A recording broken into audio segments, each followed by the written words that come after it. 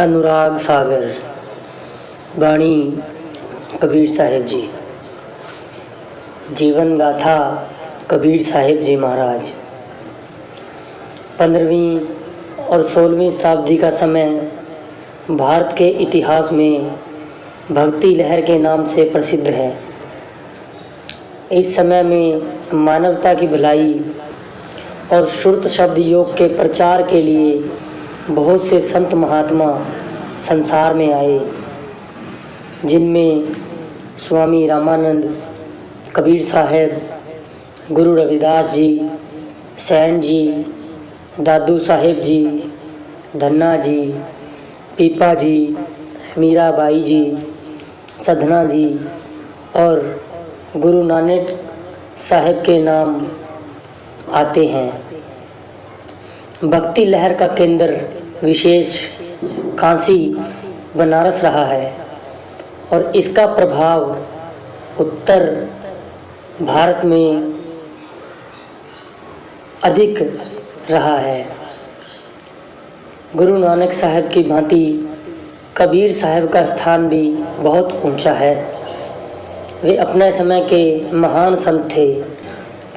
उनकी महानता का ज्ञान उनके समकालीन संतों की वाणी से भी होता है। उनके समय के संतों ने भी उन्हें बहुत आदर के साथ अपनी वाणी में स्थान दिया है। संत रविदास जी ने अपनी वाणी में उन्हें गुरु समान और बड़ा भाई कहकर सत्कार दिया है। तब रैदास विचारी बाता, गुरु समान कबीर बड़ भ्राता।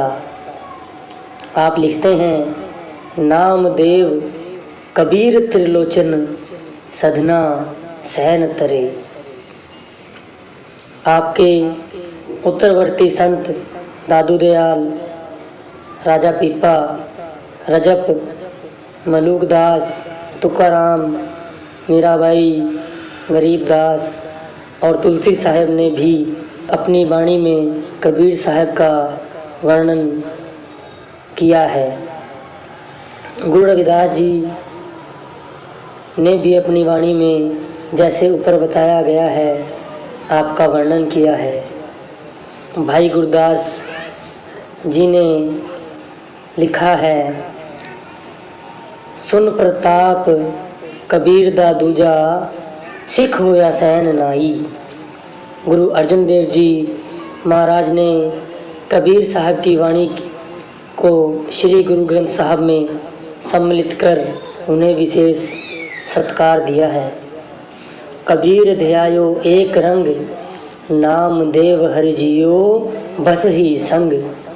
रविदास ध्याया प्रभु अनूप, गुरु नानक देव गोविंद रूप। अपना रहस्य उद्घाटन करते हुए कबीर साहब स्वयं कहते हैं कि वे दूर दरगाह से हुक्म हजूरी लेकर आए हैं। कह कबीर हम धुर के भेदी, लाए हुक्म हजूरी। संत महात्माओं के जीवन के विषय में साधारणतः इतिहासकार कम ही लिखते रहे हैं, अपितु इस विषय पर उनकी लेखनी ना के बराबर ही चली है। कबीर साहब के जीवन को जानकारीबद्ध इस प्रकार दर्शाया जाता है। कुछ जानकारी समकालीन संतों की वाणी में उदाहरणों से मिलती है और कुछ उनकी अपनी रचनाओं के संकेत से मिलती है। कबीर साहब ने अपनी प्रसिद्ध रचना अनुराग सागर में अपने पूर्व जन्मों का वर्णन किया है। अपने परम सेवक धर्मदास के प्रश्नों का उत्तर देते हुए आपने चारों युगों में आने का संदेश दिया है और धर्मदास को बताया है। धर्मदास जो पूछो मोही, युग युग कथा कहूँ मैं तो ही। सतयुग में आप कहते हैं हे धर्मदास, पहली बार हम जीवों को काल के चंगुल से छुड़ाने के लिए सतयुग में इस संसार में आए। परम पुरुष ने हमें सत्यलोक में अपना बल देकर भेजा। हमारे सर पर उनकी दया मेहर का हाथ था। परम पुरुष की आज्ञा से हम मृत्यु लोक में आए। संसारी जीवों को सतलोक का मार्ग दिखाया। उस युग में हमारा नाम सतसुकृत था। प्रथम चले जीव के काजा, पुरुष प्रताप शीस पर छाजा। सतयुग सत सुकृत कहाए, आज्ञा पुरुष जीव पह आए। त्रेता युग में कबीर जी आगे कहते हैं, हे धर्मदास, त्रेता युग में परम पुरुष ने फिर जीवों को अपने घर का रास्ता बताने के लिए हमें मृत्यु लोक में भेजा। उस समय हमारा नाम मुनिंद्र था। सतयुग गए त्रेता जब आवा, नाम मुनिंद्र जीव समझावा। द्वापर में कबीर साहब ने कहा, भाई धर्मदास आगे सुनो। जब द्वापर युग आया तो अकाल पुरुष ने हमें फिर आवाज़ देकर अपने पास बुलाया और आदेश दिया, ज्ञानी संसार में एक बार फिर जाओ। काल जीवों को दुखी करता है, उन्हें डराता है। जाओ, जाकर जीवों के गले से काल का फंदा काट डालो और उन्हें निज घर का रास्ता बताकर यहाँ ले आओ। उस समय हमारा नाम करुणा में था। पुरुष आवाज उठी तिहबारा, ज्ञानी बेग जाओ संसारा। काल देत जीवन को त्रासा, काटो जाए जीव को फांसा। द्वापर युग में जब आप रानी इंदुमती को भवसागर के किनारे निकालने के लिए गढ़ गिरनार नगर में जाते हैं तो रानी पूछती है, महाराज आप किस देश से आए हैं और आपका नाम क्या है? तो आप उसे उत्तर देते हैं, हम सतलोक से आए हैं। सतलोक एक पृथक स्थान है। इस स्थान में यम प्रवेश नहीं कर सकता। यह तीनों लोकों से न्यारा है। हम उसी देश से आए हैं। हमारा नाम करुणैमय है। ताही देश से हम चले आए, करुणा में निज नाम धराए। कलयुग में धर्मदास पूछता है, महाराज तीनों युगों का वर्णन दास ने समझ लिया। अब कलयुग के बारे में भी आप मुझे बताएं। तीनों युग का सुनो प्रभाऊं, अब कह कलयुग का दाऊं। तब कबीर साहब ने कहा, धर्मदास अब कलयुग में चौथी बार सतपुरुष ने हमें जीवों को चिताने हेतु यहाँ भेजा है और हमारा नाम कबीर है। जन्म। कबीर साहब के जन्म के बारे में कई प्रकार की जन श्रुतियाँ प्रचलित हैं। विद्वानों के इस विषय में भिन्न मत हैं, परंतु इस बात में सहमति है कि काशी नगर के बाहर एक लहरतला नाम का सरोवर था। सबसे पहले एक बच्चे के रूप में कबीर साहब को वहीं देखा गया था। कबीर पंथियों का विश्वास है कि एक ज्योति आकाश से उतरकर उस सरोवर की सीढ़ियों पर बाल रूप होकर बैठ गई। अनुराग सागर में भी इसी प्रकार लिखा मिलता है। कबीर साहब कहते हैं, धर्मदास हम बाल रूप होकर लहरतला सरोवर की सीढ़ियों पर जैसे कि बच्चे का स्वभाव होता है पानी से खेलने लगे। नीरू और नीमा पति पत्नी उस तरफ से गुजर रहे थे। नीमा उस तालाब पर पानी पीने के लिए आई। जब उसने हमें एक बालक के रूप में सीढ़ियों पर अकेले पानी के साथ खेलते हुए देखा तो उसे बहुत हर्ष हुआ। उसके अपने कोई संतान नहीं थी।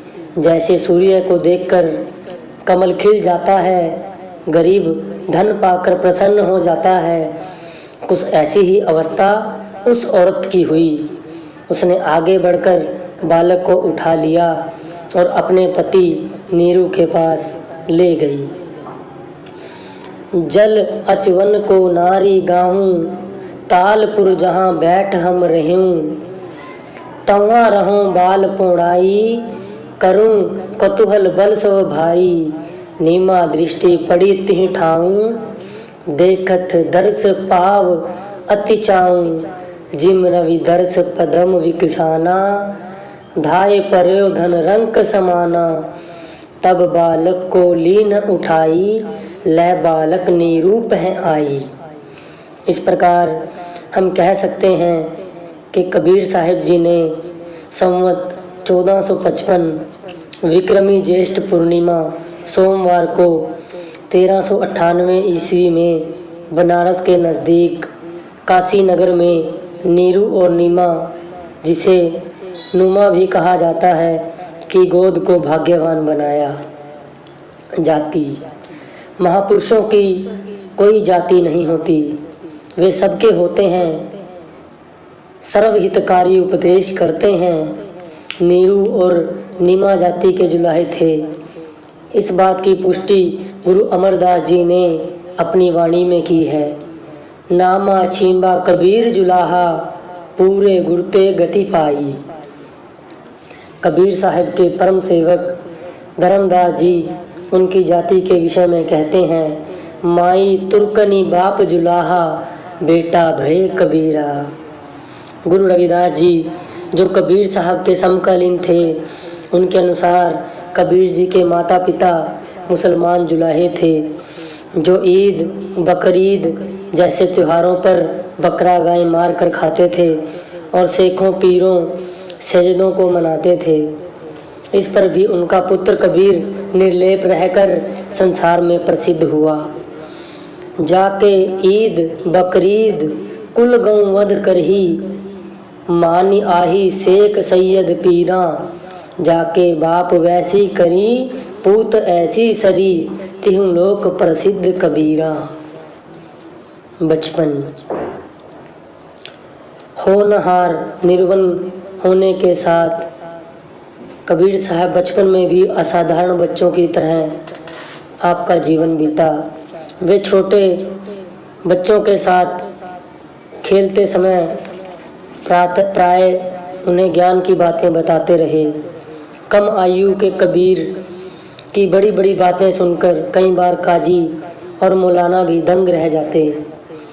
कबीर जी का झुकाव बचपन से ही प्रभु भक्ति की तरफ था। इसके साथ साथ वे अपने माता पिता के साथ जुलाहे के काम में भी दिलचस्पी लिया करते थे। धीरे धीरे उन्होंने अपना पुश्तैनी काम कपड़ा बनाना भी सीख लिया। आप स्वभाव से विनम्र और मधुर भाषा वाले थे, बहुत संतोषशील और दयालु थे। कहा जाता है कि एक दिन पिता की आज्ञानुसार प्रतिदिन की भांति बाजार में खद्दर का कपड़ा बेचने जा रहे थे।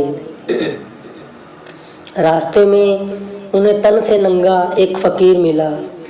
सर्दी के दिन थे, वह ठंड से कांप रहा था। उस कबीर जी से तन ढकने के लिए कपड़ा मांगा। कबीर जी को उसकी अवस्था पर दया आ गई। उन्होंने उसमें से आधा कपड़ा फाड़कर उसको दे दिया। उसने दूसरे आधे कपड़े के लिए भी विनम्रतापूर्वक बेनती की तो उन्होंने वह भी दे दिया और श्री गुरु नानक देव जी महाराज के सच्चे सौदे की तरह खाली हाथ वापस आ गए। उस रात सारा परिवार भूखा रहा और कबीर जी को पिताजी की डांट अलग से सुननी पड़ी। काशी उस समय धार्मिक गतिविधियों का केंद्र था। कबीर जी अब युवा हो चुके थे। आप धार्मिक कामों में विशेष रुचि लेने लगे। शीघ्र ही आपने सुझाववान दृष्टि से भाप लिया कि धर्म के नाम पर अधर्म का बोलबाला है। भोले भाले लोग धर्म और कर्म कांड में फंस रहे हैं। लोग ऊंच नीच, जाति पाति और अंधविश्वास का शिकार हैं। वे मूर्ति पूजा और बाहरमुखी पूजा इनमें लगे हुए हैं। पंडित काजी मुल्ला लोगों का खून चूस रहे हैं और उन्हें बुरी तरह लूट रहे हैं। यह देखकर आपकी आत्मा हार कर रो उठी। आपने धर्म के विषय पर लोगों का मार्गदर्शन करना शुरू कर दिया। आपके मीठे वचन, सरल और सीधी सादी वाणी, धार्मिक शिक्षा लोगों को प्रभावित करने लगी। लोग कबीर जी के अमृतमय वचन सुनने के लिए खिंचे चले आते थे।